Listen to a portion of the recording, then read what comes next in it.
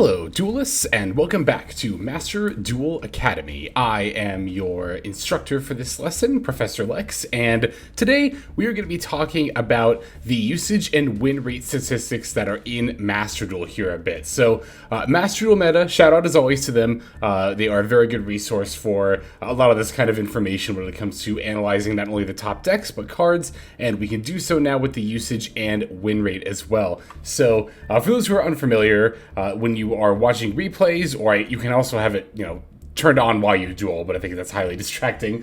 But you can basically have the usage and win rate of certain cards appear in client when you're watching replays, which is very handy information to know for not only just knowing, well, how much a card is being used and the win rate of a card when it's used, but it also allows us to analyze the meta, and not just by a deck by deck basis, but also by a tech by tech basis, and we can kind of figure out what tech cards are more popular, and as a result we can assume are then performing better as well. So there are two bouts of information we're going to be comparing between the July 27th maintenance and the August 10th maintenance. So at the time of recording this, it is August 15th. So this data is going to be relatively representative of the August 10th maintenance. Of course, that data does come pre-Kashtira support, which will influence these numbers here, but I don't think it'll be by such a significant amount that this data will be completely obsolete. So I not only want to talk about the usage rates and win rates and what that implies, but also how to kind of analyze the information and apply it to your dueling. So let's just go ahead and dive right in and get started here. So this is the big one that a lot of people were talking about, right? Max C. Max C had a usage rate of 90.9%, pretty much 9.9% in the last patch, and now it is up to 91.1%. We also see Ash Blossom going up from 85.1% to 85.2%. Of course, it's no surprise that these two cards, among all cards, are the ones that see by far the most play in Master Duel. It's not even close, and a lot of people are really focusing on the Max C percentage statistic, particularly the difference between 9.9 and 9.1. 90.9 and 91.1%, which, to be fair, is really not that big of a difference. I think that was like a very small crowd of people who, like, I guess started seeing a Maxi have a 90% win rate and were like, oh, maybe I should be playing that card. Those are probably more, newer and or lesser experienced players there, but all in all, I don't really think that's actually that significant of a jump. Now, the number overall is, of course, very significant. Like, the fact that Maxi is played at 91.1% of decks is, it's a little bit ridiculous, to say the actual literal least. But I think a lot of people are focusing too much on this increase. Like, how much higher is it going to go? It's like, oh, it could go higher. But, I mean, a 0.2% increase. There are far more significant jumps that we're going to see here shortly than a 0.2% increase. And the Ash Blossom jump up by 0.1%. I don't really think that's even worth mentioning, to be totally honest. So, again, the significance between the difference of Maxi's previous and current percentage rate, I don't think is significant, but its overall usage rate is, to say the least, a little bit alarming. So now we go into the 50+% category. Also interesting that there is such a disparity between Maxi and Ash Blossom and then everything else, right? Like, it goes from Ash Blossom at 85% to then the next most played card is Called By at 56%. And I honestly believe the only reason that Called By isn't up there with Maxi and Ash Blossom is because there are a lot of popular decks, namely Tier Limit variants, that generally don't play Called By. Tier Limit really doesn't play Called By because, hitting other tier names is very detrimental to your game plan, although it has been a while since we've been in like the tier 0 meta, so that's probably not as like applicable anymore. I guess the other problem is too with playing Call By, or I guess not really a problem, but one of the other reasons you tend not to need Call By as much in tier elements is that if you get hit with a Maxi and tier, you can just use Kick Close to make Solic and then stop, right? And if you get hit with an Ash Blossom, that's very rarely going to be the end of your turn there. So it really doesn't need to hit Maxi and Ash Blossom as much as other decks. And if we're looking at the usage rate of some tier limit specific cards like Kick Close and Shiren, you'll see that they are like right at 30%. And, hey, look at that. If you were to add that to Call By as 56%, it would be at about the same place as Ash Blossom. So I think that's literally the only reason that Call By is not up there with the other two, is because specifically tier limit very rarely plays the card. And again, we're seeing tier limit cards usage rated about 30% right now. So Right after that, we have Divine Arsenal, Zeus, Sky Thunder. One other thing I will say about Callby, though, is that it is interesting that it has seen an increase of 4%. That is quite a bit. Obviously, quite a bit more than Maxi or Ash Blossom went up by. I suspect the reason that Callby is seeing an increase in play is probably in response to, like, the spreading information of just how widely Maxi is played, right? Like, it might seem very obvious, you know, to players who are more competitively minded and have been for quite a while now, that, like, duh, of course you play Callblade to counter Maxi, because of course Maxi is everywhere. But, you know, that doesn't account for every single player, and of course there are new players coming into the game all the time. So it could be that a lot of newer players who maybe weren't as familiar with some of the staple cards in Yu-Gi-Oh! Are realizing, because of the usage rate statistics, that, hey, Maxi's played a lot, so I should probably play this card to counter it. So Zeus is seeing a decrease in play by about 3%, down to 54.5% from 57.3%. I suspect this has a lot to do with Sprite seeing a little bit less play and Tier Limit starting to get a little more popular in its place. If we look here, we're even seeing, like, Elf is seeing a bit of a decrease in play, although, to be fair, that card does see play in both decks there. But that's kind of what I suspect. Like, that's been happening, the trend that's been happening for a little while now, is there was a minute there where Sprite was very much overtaking Tier Limits as just, like, the best deck of the meta. But now Tier Limits have, like, kind of jumped back up and they are getting a significant lead. Sorry, I got my words mixed up there for a second. They're gaining a significant lead over Sprite and then the rest of the meta as a result. So I suspect that's probably why Zeus is seeing a bit of a decline in play, and also probably why the Bestials are seeing a significant increase in play. This is actually one of the ones I wanted to talk about the most here. Whoops, I did not mean to click on Bestial Magnum Hut there. But this is one of the ones I wanted to talk about the most here. Bestial Drew Swarm is seeing 53.4% usage rate, up from 45.7% just a couple of weeks ago, and same with Magnum Hut at 52.9, up from 54.1%. Very significant increases, and I suspect this has a lot to do with Tier Limit becoming a lot more popular. It's also still the case, and it's actually becoming a little bit less so now, as Kashira is still decently popular. But, you know, as more light and dark decks are seeing more and more play in the meta, or as the meta is more encompassed by light and dark decks, naturally the Bestial cards are going to get a lot better as well. Imperm seeing a decrease in play, down to 52.5% from 55%. This one's actually a little surprising to me, but it could be, again, the case of Tier Limits seeing more play, because while Tier Limits do play Imperm fairly regularly, they are a little bit less likely to play at the end stuff like Sprite that people might have been more inclined to play before. So I think that overall, the trend that we're seeing, especially among these cards that have a 50% plus usage rate here, the trend that we're kind of seeing is that as Tier Limit is starting to see more play, that's then influencing the usage rate of particularly the Bestials, but also even cards like Zeus and Imperm that might not seem apparent at first, but I think it's more likely, again, that because more people are playing Tier Limits, less people are playing the cards that typically don't go in Tier Limits or don't go in Tier Limits quite as often. All right, looking at cards with a 40+% usage rate, we've got Sprite Elf, Baron de Fleur, and the Crossout Designator. Sprite Elf down to 52.2% from 53.1. It's a 0.9%. It's a decent decrease. Again, I think just probably less Sprite decks in general is the answer. Baron seeing an increase in play, I think actually is also related to Tier Limits. I think it's particularly that Diviner is seeing more and more widespread play in the Tier Limit deck. It's not even really a 3 of, it's usually just a 1 or sometimes a 2 of, but the Diviner does allow not only the option to go into the level 10 Omni Negate Synchro Monster Baron there, but also it increases, of course, the consistency of your deck by allowing you to directly send one of the millers from the deck to the graveyard, or shuffler if you don't even need the miller. There is the rare instance where it is actually correct to send either Mudora or Keldo off of the Diviner rather than Kelbeck or Agido there. But I would suspect that has a lot to do with it.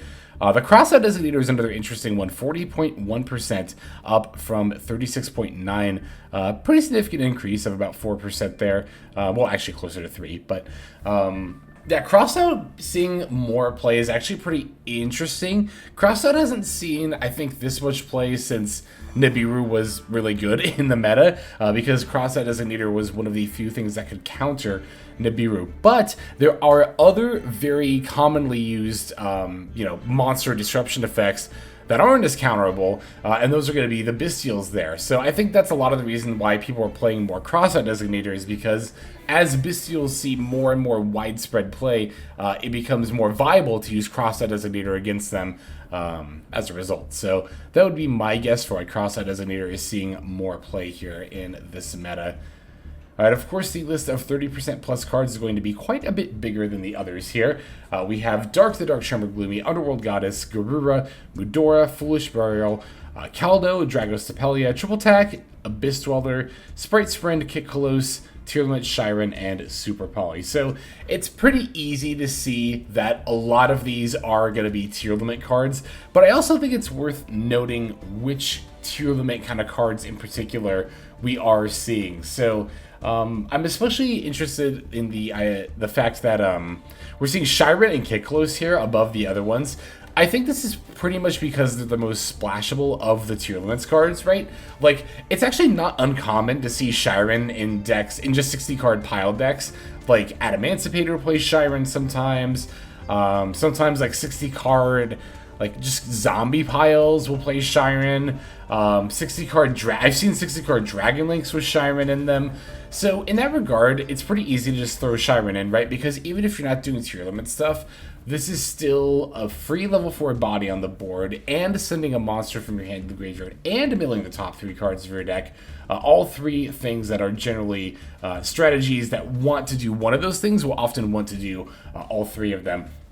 It's also why I say Shiren is one of the, if not the Ash Blossom target, or best Ash Blossom target against tier elements, is when you Ash Blossom Shiren, you are preventing all 3 of those things. You're preventing your opponent from sending a monster from their hand to the graveyard, usually a tier limit name. You're preventing the Shiren from hitting the board, and you're also preventing them from milling 3. So Kiklos, of course, is going to be used in pretty much everything that even the slightest amount of tier elements are used in. So again, it makes sense that we're seeing it and Shiren as the top actual cards with tier limit in their name, as far as in the usage rate category goes. Now, of course, there are other cards here that do typically see play in tier limits, though they just don't have tier limit in the name, namely the Mudora and the Caldo here. It's interesting that the Shufflers see more play, but this is actually pretty easily explainable by Labyrinth. Labyrinth often techs Mudora and Keldo, but not the Millers, Agito and Kelbeck, because you can send Mudora or Keldo from your hand to the graveyard with either the Stovey Torby or the Shand Dragolier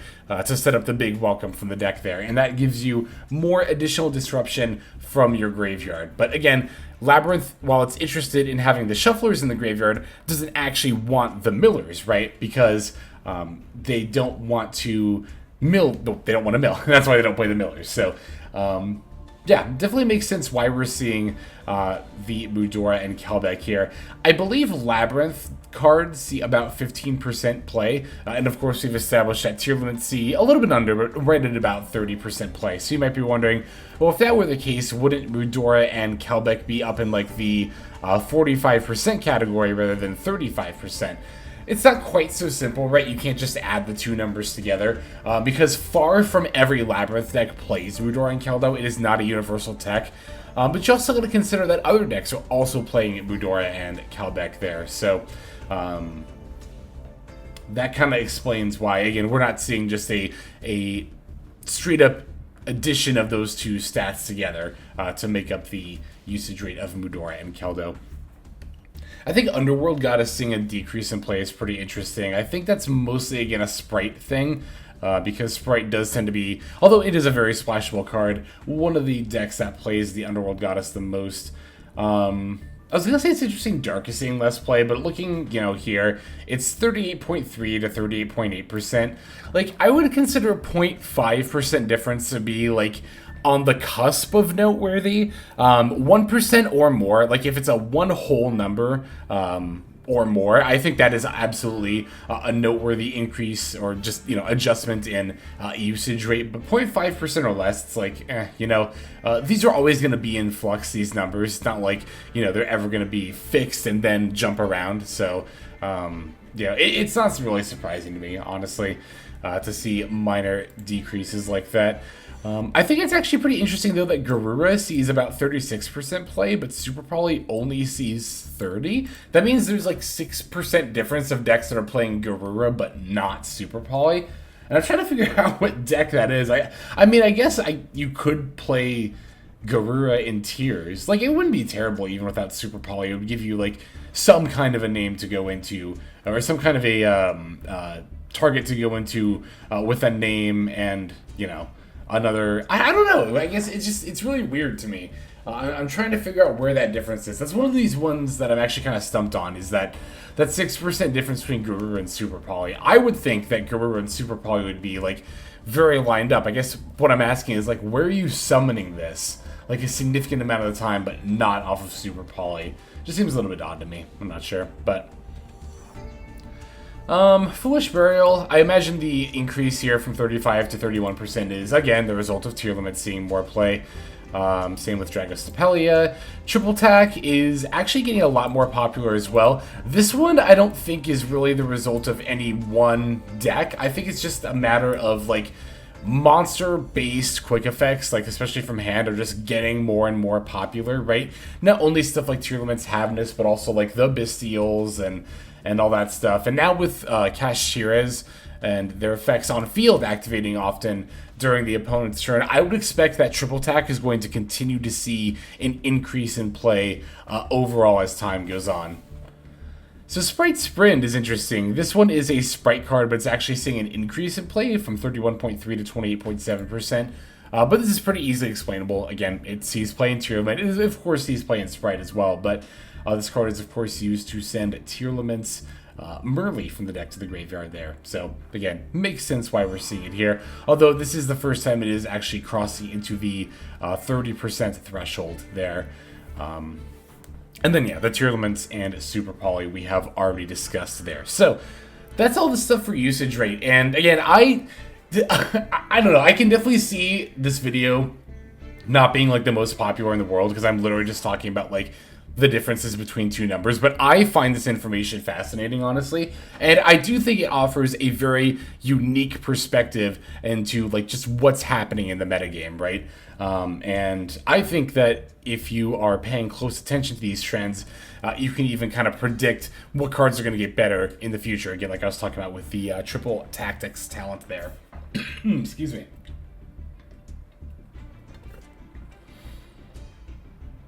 Okay, so let's talk about top decks by win rate, but I'm going to focus a little bit less on this section because, this is also, what I'm about to say is also true of the usage rate section as well, but I find it more, like, apparent with the win rate section, and kind of an issue overall that we run into with gathering this data, and it's just the simple fact that Konami does not provide us with complete data, right? So here in the top decks by win rate, we're seeing stuff you'd expect to see, like Tier Limit Sprite, Dragon Link, Branded Tier, Branded Despia, a couple of surprising things like Evil Eye and Adagnister, but we'll talk about why decks like that are among, the top tier decks as well. One that might stand out to you, though, is Sword Soul. You're like, wow, where's Sword Soul? Is Sword Soul that bad? It's not one of the top decks by win rate? The answer to that question is actually no, question mark, because we don't know. And the reason we don't know is that Konami doesn't give us the win rate for Sword Soul. Like, and I watched the replays because, when I saw this, these decks here, again, I was like, where is Sword Soul? How is Sword Soul not among these decks? Like how is Evil Eye here and not Sword Soul? But again, if you watch replays with Sword Soul cards in them, Konami just simply does not give us the win or usage rate. So, it's like, how can we really make a comprehensive list of top decks by win rate when one of the ones that clearly should be there is just not, because we don't have the data? And that really is going to be the overall problem with trying to pull information solely off of the win and usage rate data that Konami provides for us, is that, well, we only have what Konami provides for us. There are plenty of cards in decks that do not see win or usage rate. The most infuriating thing about Sword Souls, honestly, is that they don't give you win or usage rate, but they give you average number of cards per deck, which the reason that that's not talked about here, or really at all, is that it's a useless statistic. It's mostly a useless statistic because the only cards that Konami will give you that info for are cards that always see play as 3 of. So, like, you're only ever going to see, like, Moye come out as 2.89%. You know, like, against Flandres, I think there's, like, Rabina at 2.9%. You know what I mean? It's like, it would be so helpful to see average number of cards per deck for stuff like Triple Tack or Imperm, stuff that's not always a 3 of, that actually sees a lot of fluctuation in how many copies, because, I don't know, I just think that would be neat to know, but again, we don't have the info. It's just not info that we have, because Konami only gives us the info that, well, they want to provide for us, and it's not like they give us a, you know, very incomplete package. I mean, obviously, we have a lot of what we'd expect to be the top cards of the metagame represented, and they don't even shy away from stuff like Max C, telling us that C is like 91.1% of play, but without knowing stuff like Sword Souls win and usage rate, that, like, not having that archetype alone is such a huge omission of data, but then it makes you think, like, what else is in here, right? So we do have to kind of keep that in mind as we're evaluating this data. The results that we can pull from it are only as good as the data that we're provided, so just being mindful of that. Now, like I was saying earlier, you might be wondering why decks like Evil Eye and Adagnister are among, like, Tier Limit Sprite, Branded Espia, Dragon Lake Flow, decks you would expect to have some of the highest win rate in the game, but, you know, again, Evil Eye and Adagnister, you wouldn't really necessarily expect that, because you barely ever see these decks on ladder, right? Well, it comes down to information and how much the players of these decks have about their own deck versus their opponents. Like, I can tell you from experience playing Adagnister, it's been a while since I've played Adagnister, but I've played it for quite a while, particularly back in, like, MathMech meta. I played it quite a bit, and the combo line for Adagnister, there are a lot of people who do not know the choke point for it. For those who are wondering the choke point for it, there's kind of two. You can negate the Dark Infant, like if you imperm it or ash it, and they don't get the field spell, they're just kind of done. Like, if they don't have access to the field spell, you can't combo in that deck.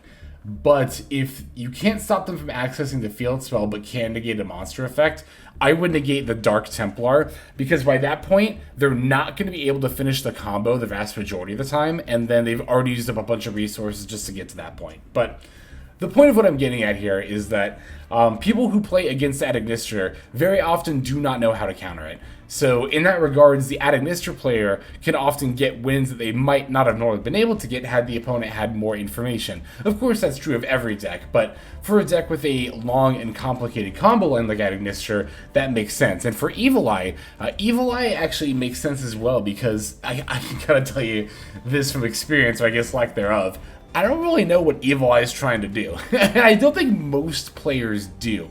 Again, unless you're playing Evil Eye and you're that familiar with their game plan. They're not an archetype that, like, reads very well as far as, like, oh, well, this effect is obviously going to be the one that kickstarts their plays.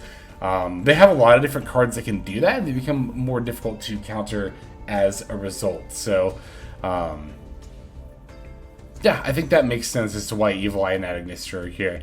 The same is kind of true of Exosister as well, although Exosister, I think, might also just come from the fact that it counters, like, you know, the best deck in Tier Limit. So, does it say actually, yeah, so Tier Limit cards have about 55% win rate, which is really, really good. That's the other thing, too. I've seen comments that'll say things like, Tier Limit only has a 55% win rate, and it's like, yeah.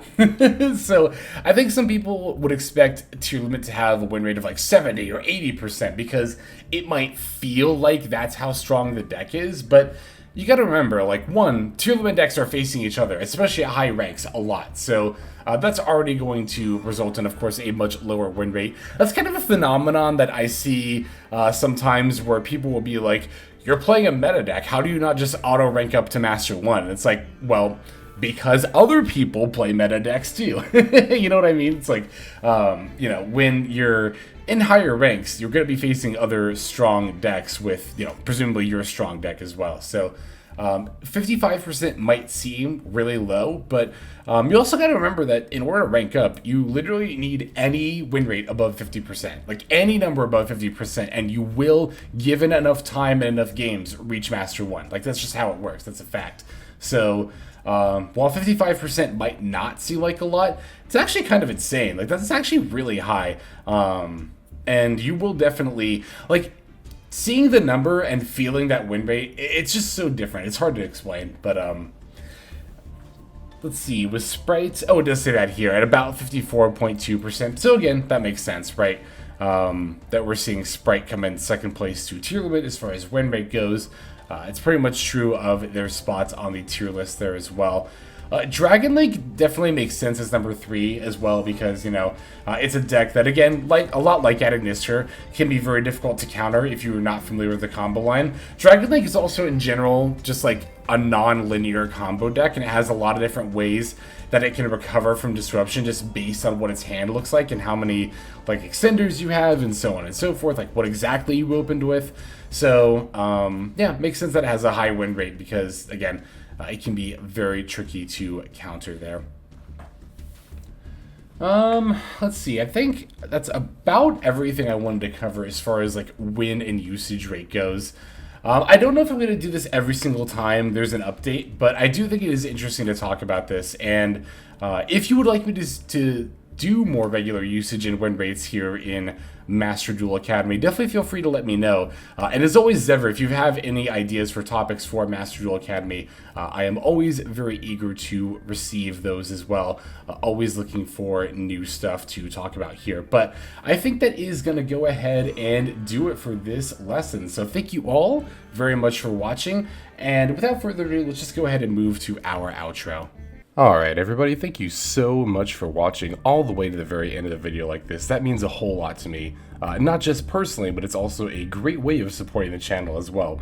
If you're interested in supporting the channel in other means, you can of course feel free to comment and or subscribe right here on YouTube. I'm always looking to the comments section. You guys leave some pretty awesome feedback as far as like constructive criticism goes when it comes to deck building, gameplay, channel content, all that stuff. So feel free to leave your opinion down there. I will be sure to take a look at that there. And then subscribing is going to be the best way to get notifications of when these videos drop.